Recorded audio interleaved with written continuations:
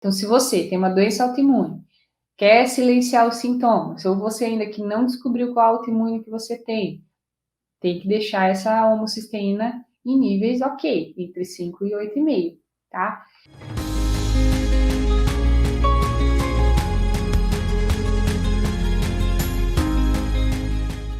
A homocisteína, ela é um baita do marcador inflamatório. Então, uma homocisteína ideal, ela fica em torno de 5 até 8,5. Tá? Se tiver mais do que isso, a gente já vai aumentando os graus como se estivesse aumentando os graus de inflamação, tá? Então, se você tem uma doença autoimune, quer silenciar os sintomas, ou você ainda que não descobriu qual autoimune que você tem que deixar essa homocisteína em níveis ok, entre 5 e 8,5, tá? E por quê? Qual que é a importância da homocisteína? Qual que é a relação dela com a alimentação em geral? De forma geral, ela mostra uma inflamação sistêmica, ou seja, uma inflamação no todo, né? E não na parte. Então, o que vai baixar? É o todo. É uma alimentação que não está te inflamando de forma geral, tá? Mas tem um nutriente em específico, que é uma vitamina em específico, que é a vitamina B12, e ela se relaciona muito com o aumento dessa homocisteína. Então, quando a pessoa tem vitamina B12 baixa, geralmente ela está mais predisposta a ter uma homocisteína elevada. Onde que está a vitamina B12? A vitamina B12, ela está nas carnes. Quando eu falo carne, não é carne vermelha, é carne, é um pedaço do animal, tá? Mas aí você pode estar se pensando, poxa, Thales, mas então eu como carne, então tá tudo certo. Não tá tudo certo. Se a gente for pegar o exame de todo mundo que tá aqui, a gente vai encontrar praticamente todo mundo com níveis de vitamina B12 ruim. E por que que isso acontece? Se eu tô comendo carne, eu sou uma pessoa, não sou vegetariana. 14% das pessoas no Brasil, no último censo, se declararam vegetarianas, ou seja, não comem carne. Por que as pessoas, os outros 86% da população que come carne, não tem vitamina B12 ok, se ela está ingerindo? Porque aí que entra uma questão, saúde de estômago e intestino. Nós não somos só o que a gente come, nós somos o que a gente come, o que a gente absorve, o que a gente assimila, o que a gente ioniza, o que a gente excreta. Então não basta só eu comer, eu preciso ativar. Então quando eu como uma carne, eu estou comendo vitamina B12. Mas eu preciso ativar, ou seja, eu preciso converter essa vitamina na forma ativa no meu corpo, que é metilcobalamina. Não se prenda nesse nome, mas eu preciso ativar essa vitamina. E o que ativa, ioniza essa vitamina é o meu estômago ácido. Então, veja bem, eu como a carne, mas eu preciso, para aproveitar a vitamina B12 dela, eu preciso ativar ela. E o que faz eu ativar ela é um estômago ácido. Se eu como, mas não estou aproveitando bem, o que está acontecendo? Eu não estou ativando. Por quê? Porque eu não estou com o estômago ácido o suficiente. E por que o estômago não está ácido o suficiente?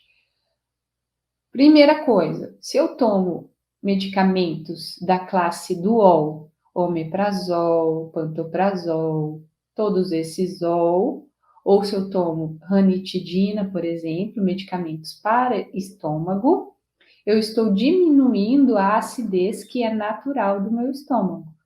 Ou seja, o meu estômago não está mais tão ácido como deveria. É em torno de um pH de 2,5, super ácido. Entenda, gente, não tem nada de errado, nada aqui dentro deste corpinho, do meu, do seu, do nosso, foi feito de forma errada. Tudo foi feito da forma perfeita que deve funcionar. Não tem nenhum órgão sobrando dentro de você.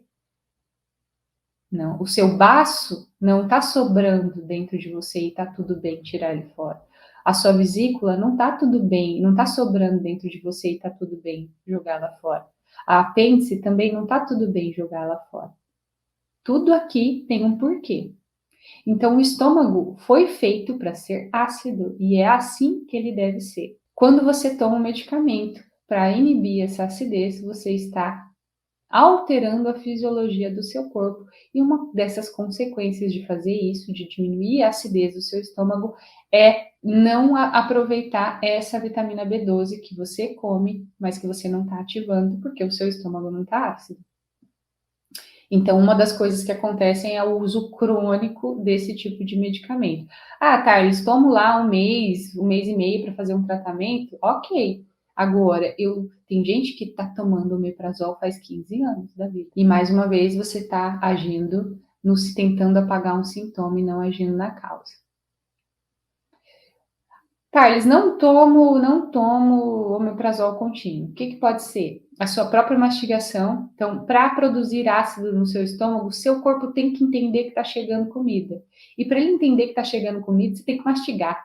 Ele tem que entender. Já aqui na boca, a saliva já vai quebrando, já vai digerindo o alimento. Então, eu preciso mostrar para o meu corpo que está chegando comida para ele entender e produzir o que ele precisa produzir. Se eu não mastigo direito, além desse alimento chegar grande no meu estômago e o estômago não tem dente, ele vai se sobrecarregar com um serviço que não é dele. É como se fosse uma fábrica, uma empresa. Se alguém não faz bem o trabalho, vai sobrar para um outro alguém consertar o trabalho do outro ou fazer parte do trabalho que o outro não fez. E dentro do nosso organismo é assim. Meus dentes não fizeram o trabalho deles, vai sobrar para o estômago, mas o estômago não é dente, ele não é especialista em mastigar. Tá? Então, quando você não mastiga, você está atrapalhando a produção de ácido clorídrico no seu estômago. Se você também já retirou a vesícula biliar, também você vai produzir menos enzimas digestivas, vai comprometer esse processo digestivo. Se você come estressado, assistindo TV sem mastigar direito, também você atrapalha a produção dessas enzimas digestivas. E aí você tem uma vitamina B12 baixa, como consequência, aumenta a sua homocisteína e tudo isso aumenta o seu processo inflamatório. E a vitamina B12, ela é fundamental para Lembra que eu falei que a gente tem genes defeituosos? A gente tem, se a gente for procurar, a gente acha. Só que a gente pode apertar o pause ou apertar o play. Apertar o acelerador ou apertar o freio desses genes defeituosos que nós temos. E a vitamina B12, ela é fundamental para apertar o freio. Então, você deve estar pensando, então é só suplementar, é só repor, mas você vai ficar fazendo isso a vida inteira? Olha, diferente da vitamina D, que você não consegue ingerir via alimento, tanto é que ela não é mais uma vitamina D, a vitamina B12, sim, você consegue ingerir, a não ser que você seja vegetariano, e você tem que repor mesmo, tá? Tem que repor contínuo a vida toda. Mas se você não for, vamos entender por que você não está aproveitando, não está com esses níveis bons. Você não vai agir na causa do problema? Quando algo está alterado, eu tenho que olhar para essa alteração e pensar o que isso está querendo dizer? O que está errado que eu preciso consertar? Observe-se, tá? Então, quando você usa esse tipo de medicamento, você abaixa a sua ativação de vitaminas, não só da B12, mas principalmente dela. E aí, também tem as pessoas que têm a tal da gastrite autoimune. Então, a autoimune dela ataca as células do estômago que vai parar de produzir ácido clorídrico. Então, o que essa pessoa precisa fazer? Ela precisa buscar algo que silencia, que aperta o pause do mecanismo autoimune dela para os anticorpos pararem de atacar as células que produzem o ácido clorídrico, que é importante para essa digestão e ativação de vitaminas. Então, a grande questão é agir na causa. Vamos silenciar essa autoimune, porque ela está atrapalhando em todo o resto. Sim, aí você pode usar um limão espremido. Um limão espremido antes das refeições ajuda nessa acidez, né? Melhorar a acidez do estômago. E eu sei que muitos de vocês devem estar perguntando, não, Tarles, mas o meu estômago é pouco ácido. É muito ácido. Não, não é. Raras são as pessoas que têm excesso de acidez. Sintomas de má digestão é falta de ácido e não excesso de ácido. Só que quando você toma um prazol da vida, ele anestesia o seu estômago e dá uma sensação momentânea de bem-estar.